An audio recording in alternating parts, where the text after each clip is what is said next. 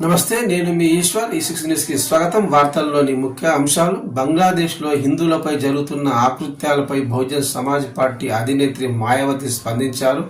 ఆమె మాట్లాడుతూ బంగ్లాదేశ్ లో హిందువుల పరిస్థితికి కాంగ్రెస్ కారణమని ఆరోపించారు. కాంగ్రెస్ పై విరుచుకుపడ్డారు. ఆమె రాజ్యాంగ సభకు డాక్టర్ భీమ్రావ్ అంబేద్కర్ని ఎన్నుకున్నందుకు శిక్షగా హిందూ మెజారిటీ ప్రాంతం అయినప్పటికీ కాంగ్రెస్ బెంగాల్ని పాకిస్తాన్కి ఇచ్చిందని ఆరోపించారు. ఆ తరువాత ఈ ప్రాంతం బంగ్లాదేశ్లో భాగమైందని చెప్పారు. కాంగ్రెస్ ముస్లింలను బుజ్జగిస్తుందని మాయావతి మండిపడ్డారు. సంబల్ మసీదు సమస్యని లేవనెత్తడాన్ని ప్రస్తావించారు.